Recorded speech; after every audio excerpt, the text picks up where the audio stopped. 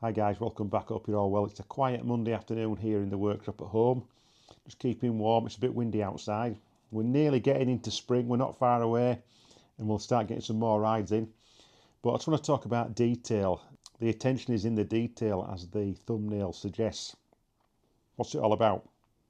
I was out riding at the weekend. I went to Littleborough to Ridgeline Trail and Adventure Tours on Saturday and did a beginner class there. But during the course of the day, we went on a trail ride and we ended up riding through axle deep in cow manure. I'm not joking, it was absolutely axle deep with the stuff. It were everywhere. So obviously we had to do a bit of a full strip down on Sunday, a bit of a cleaning job, and try and get the bike in some sort of order. Now, I've had a few questions about what's my cleaning process with the bike, and I'll just give you a bit of an example really. This is what I did on Sunday, but it can vary. It all depends on how dirty the bike is and what sort of conditions I've been riding in. Generally, if I'm getting the jet wash out, the tank and the seat and the sump guard are coming off, so I can get to all those areas to wash. Now on Saturday evening when I came back from Littleborough, I just basically hosed the bike down as best I could, got most of the cow manure off the wheels. A lot of it had washed off the engine and the lower frame, but it was still on the wheels, so we got the hose pipe out, rinsed it all off, and then Sunday morning got the bike out, pressure washer, and we set to. So the first stage of cleaning was just getting the bike wet, getting any dirt what's on the bike nice and soft, so it's not hard. So I've been giving it a light rinse, then going to the next stage, which is where we'd use the bike cleaner. And it's by a company called Rinse, and I'm not sponsored by them or anything, but I've giving it to try basically and see what I thought of it. So I'll tell you what I think. So that's your bike clean. It's like a degreaser. So you spray this all over the bike and leave that on for a few minutes or so, having worked it in with a brush in certain areas, and then pressure wash that off. Get that all nice and rinsed off. And the next stage is what we call the snow foam. And I've got some in I've got a little bottle here, and it's made by the same company. It's just rinse snow foam, like you would use with a car. Get plenty on the bike, get it all soaked up. Use your sponge on the plastics, certain areas of the bike, and also again you can sort of work it in with a brush as well on the wheels, keep getting the spokes clean. I tend to use a brush, particularly on the spokes and the wheels, and also on the engine areas and sort of the big areas, even on the plastics, like a soft brush, but it works the soap in nicely. Once that's been on for a few minutes or so, rinse that off with a jet wash, pressure wash it all off. But once we've got the snow foam rinsed off and we're quite happy that there's no more heavily soiled sort of areas on the bike, we'll then go into drying phase. And I'll use my garden blower to start with. It just blows all the water out of those little crevices where water can sit and take a long time to dry. And also use it on the electrics, blowing out all the switches, under the seat area where the battery is, and the relays and the CDI unit. All those sort of areas need drying pretty quickly. You don't want to be leaving standing water on them. So get those nice and clean. And once we're happy with that, everywhere's relatively dry, we can then look at getting some of this other stuff on. This is Bike Shine. Again, it's by Rinse, which they've asked me to try. I've never really bothered using this stuff. It's a little bit like a Back to Black, but all it does, it's like a milky sort of substance. You spray it on and let it dry.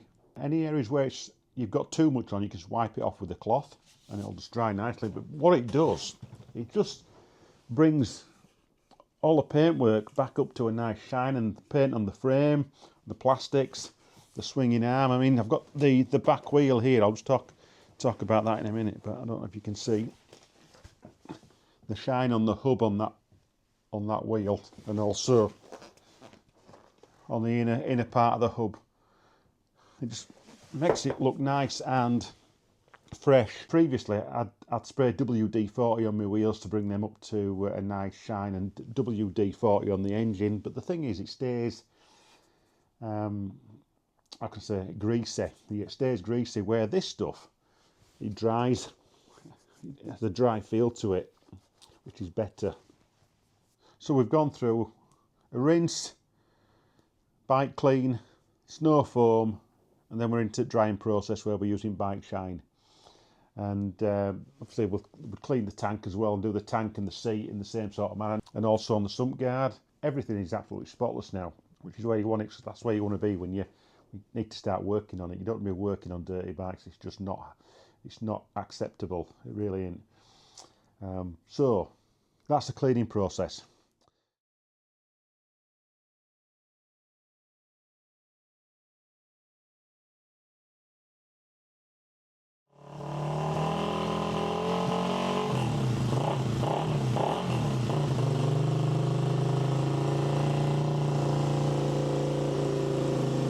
So having cleaned the bike, there were still some areas of work that needed doing, and those areas were the wheels, brakes, and the front forks needed looking at, and a general check over. The first thing that I did was, as I always do, I always check the wheel bearings when I come back from a ride. I always make sure that the wheel bearings are okay. So we checked the front wheel bearings, and then we checked the back wheel bearings. And there was some play in the back wheel bearings. That's why this wheel's here next to me, waiting for some bearings to arrive. So having checked the wheel bearings, first thing I did was take the front wheel out, take the caliper off as well. We took the lower fork guards off, just so we could access everything there. Clean the fork guards, clean the lower legs of the forks, all the chrome, make it nice and clean. Also cleaned on the inside of the wiper seal to make sure there was no dirt what had been dragged in. And then we looked at the front brake caliper, took the front brake caliper off the forks as well, took the brake pads out, cleaned the brake pads, cleaned the caliper, made sure the caliper was sliding freely on the 2 pins that are on it. And we also cleaned the inside of the wheel bearing seals and re-greased them. And I also cleaned the front axle as well. Now I like to oil the axles. Sometimes the grease on the axles, if they're in there for quite a while, the grease can dry and the axle can stick. I have done a little video on that. I'll put that in the top corner. That's a while ago. Is that something I did at the workshop at Eurotech? So that was the front end pretty much sorted with wheel out, bearings checked, caliper cleaned, brake pads cleaned, wiper seals, and all the dirt cleaned off the fork legs, so they're nice and pristine. The next job was taking the back wheel out, cleaning the brake caliper, cleaning the pads, checking the rear suspension for any play. That was pretty much it for that. So in terms of the back wheel, we're just waiting for, like I say, some wheel bearings and some new seals for that. I do have some new bushes, some KTM bushes, which I had in my drawer, so they're going to be used. The old GPX ones, they're done. So we'll look at getting another set as a standby set at some point fairly soon.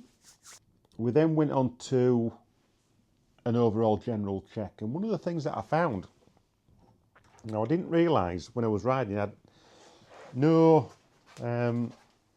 indication at all, but the right hand foot peg, now I have my foot peg pins with the split pin facing out, so you can see that every time I get on the bike, every time I approach the bike, I just give it a quick look over and I can see that the split pin in the foot peg is there. It's holding it secure, and it was holding it secure, and I've been riding the bike all day, not felt anything abnormal about it. But when I had a real close look, I grabbed hold of the foot peg and give it a shake, and it came out a little bit, and I'm thinking, oh, what's going on there? And what had happened is, that's the old foot peg pin. The head has sheared off. So the pin was held in from the top with the split pin in the washer. So that's another reason why you should put your cotter pins, your split pins at the top side, as opposed to on the bottom side. So there you go, that's just one for memory bank. That was sorted out, we addressed that. We then went and did a bit more of a check over on everything, put some WD-40 on the electric, the connectors behind the headlight mask, we'll clean them. And also on the handlebars, the switches on the handlebars, we sprayed them with WD-40 under the tank, and also the CDI connector, I give that a bit of a lube as well, just in case any water had got in. And then we went on to doing an oil change. Now, this particular bike, the FSC 250E, which is the Honda-based engine, I changed the oil very regular, more so than I need to, because oil's cheap, engines aren't, basically. And I do the oil filter every other oil change, generally about every 400 mile, every 4 rides, no more. I'll do the oil. It's 1.5 litres. That's what I put in, 1.5 litres yesterday. I initially start with 1.4, and then we'll see where it is on the sight glass. And it was about midway on the sight glass, so I just put another 100 mil in, so 1.5 litres, and it was just on the top side of the top mark, which is where I want it. I also did a spoke check as well using my spoke wrench, which is a preset torque spoke wrench. I've got 2 heads for it. You can get more, you can get different sized heads, but I've got a 6.4 and I've got a 6.8. But it's well worth having is that, so you know where you are when you tighten your spokes up, you know you're not over tightening them. So I think that's about it for this bike cleaning and maintenance session. It's all down to the conditions that you've been riding in for me as to how far I will go with the cleaning of the bike, or the stripping down of the bike, shall we say. But if the pressure washer's coming out, it's always seat off, tank off, sump guard off, so I can get into all those areas to give them a right good clean. And once you've done that, a bit more detail, going through everything, checking that, making sure the forks are clean properly, making sure the brake calipers are clean, brake pads are clean, do they need changing, wheel bearings, if you've got any play in your wheel bearings, take the wheels off, make sure there's no water inside the centre of the wheels if you've been going through deep water. The list goes on and on and on. It's just one of those things, it's a rolling sort of programme. So there we are. If you like the content, please let me know. Put something in the comments below. Please like and subscribe and share. I don't normally say that. I'm not one of these people who likes to push, certain things, but if people like it, then please share it. It's really appreciated, and I'll be back soon with a ride on Sunday, all being well. Take care, guys.